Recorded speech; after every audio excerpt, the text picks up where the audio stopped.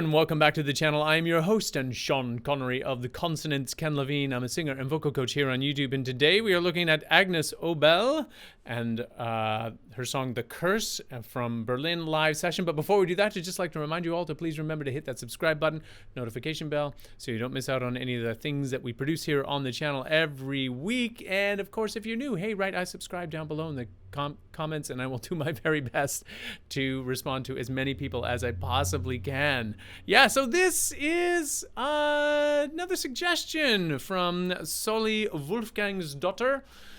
I'm not sure if I'm saying that correctly. Your name, sorry, if I butchered it. Ken Levine, that would be very kind. And if you like, you can also give Agnes Obel a listening.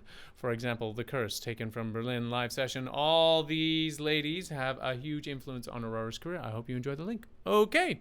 All right. I think that might have been a thread from another conversation. I just pulled that out.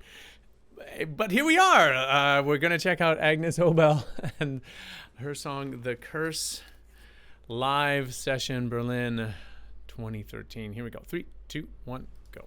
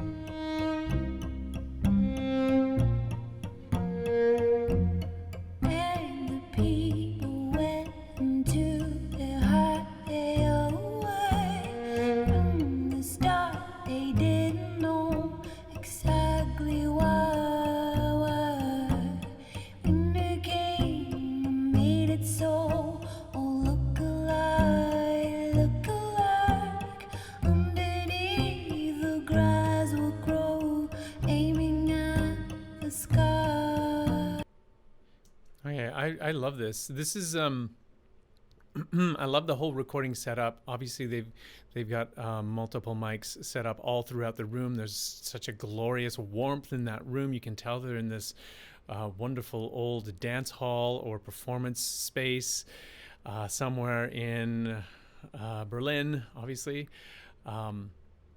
Yeah, there's a magic about getting that sort of live acoustic ambiance, and as opposed to something that is sort of created or manufactured from circuitry and algorithms. And so to have that sort of being represented here, it really does create a captivating ambiance.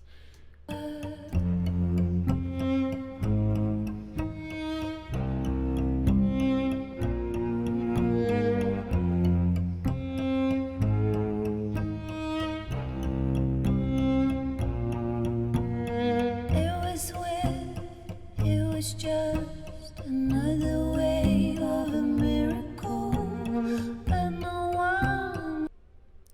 Who is doing the backup vocal there? Was it the violinist, perhaps?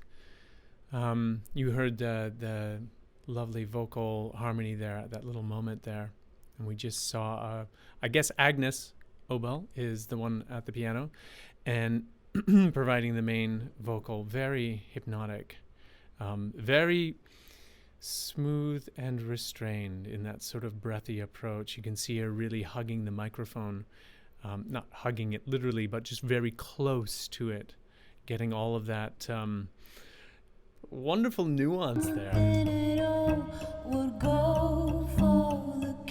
it is. If they called on every soul in the land on the moon, only then would they know a blessing in disguise.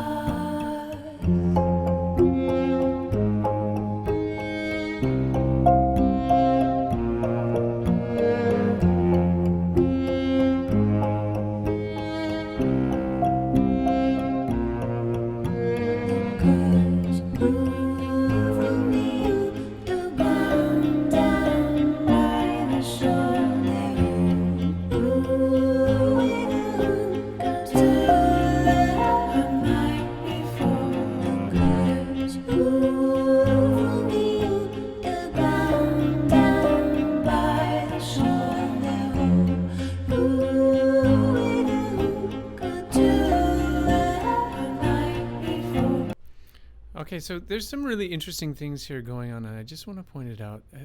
It's totally hypnotic. The effect that it's having on me, this sort of the repetitive motion of the cello and the violin, the looping of these same couple of chords over and over again.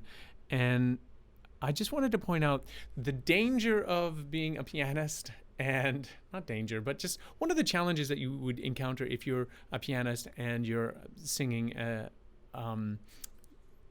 in such an intimate setting where every nuance, every lip smack is going to be, micromanaged or at least inspected by everyone in such an open way. And you can sort of see the way she's holding herself. Her shoulders are up a little bit, and really sort of craning her neck. And this can cause a little bit of tension. Now, in this particular case, I don't think it's causing any direct problems. She's not trying to have a deep connection with, a deep body connection. There's something more ethereal going on here. I don't know this singer at all. I imagine, though, she knows what she's about and knows what she's capable of. And if she needs to, crane her neck or add a little bit of tension somewhere else, she's going to be able to compensate that acoustically by creating the sound that you want. I would always recommend that the optimal position is a more neutral position when you're trying to navigate your posture as a singer, and that's one of the foundations, so that you don't end up generating tension in your shoulders or holding your neck in some particular way that can translate over time to some big problems, especially, in the course of an entire concert. It can be problematic. You'll be like at the end of the going, oh man, wow, I feel really kind of wrecked by the end of that. And because you're so wrapped up in the moment and the lyrics and creating that ambiance, I should shut up. Tell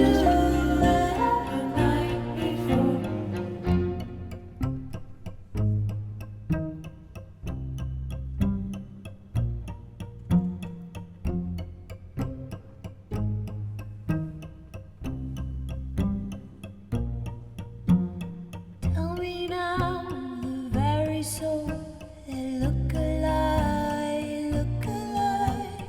Do you know the stranglehold covering their eyes?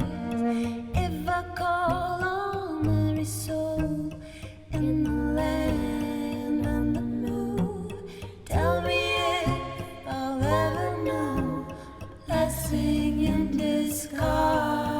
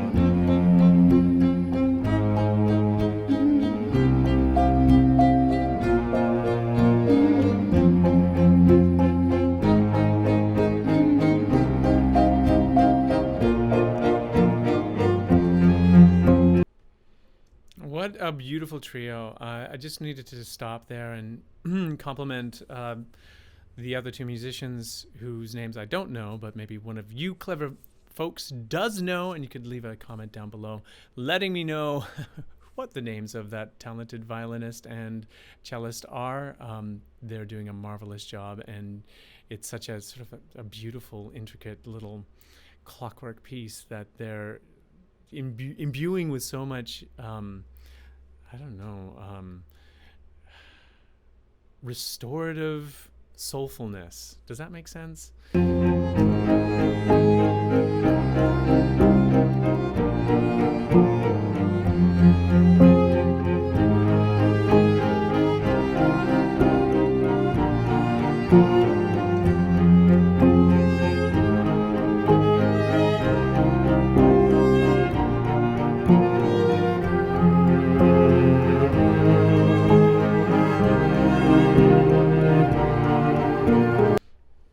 Okay, obviously 4 chords, not 2 chords, but I mentioned that earlier, but it was that same sort of cycle going through that it has this incredible meditative quality. I'm geeking out here. It's such a beautiful piece.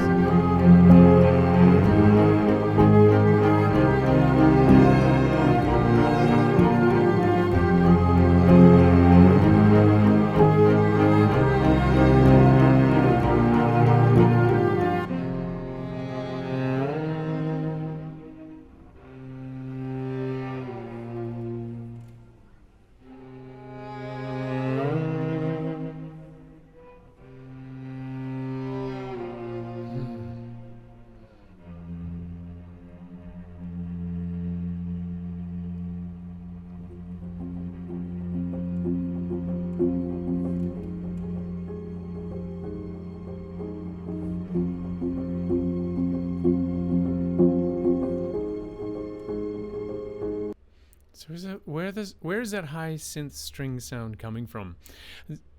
Obviously, they're creating this live, and I love the fact that things aren't micromanaged. You can hear the clicks and pops of the recording, and I think that just adds to that sense of authenticity. But I'm like, how did they do that? Do they have in-ear monitors? Is there some amplifiers that you can't see that are off screen creating this? Obviously, when you're creating those loops, you want to be able to actually hear how they line up, and I'm just kind of mystified as to how that's happening.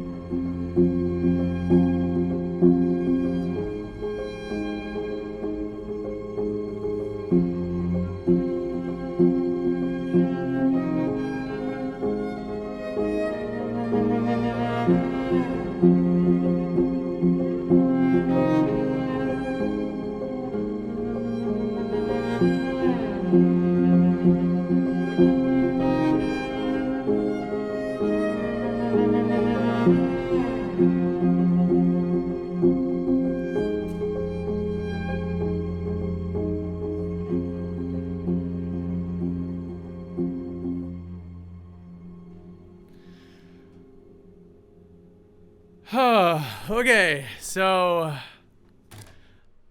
that was one of those stunning pieces that just sort of melts your soul a bit, and I don't really know that there's much nuance or insight I can add to it other than what I've already said about, if you're a student and you're trying to, learn the nuances of your own voice and actually learn the hierarchy and structure of how to create good solid technique.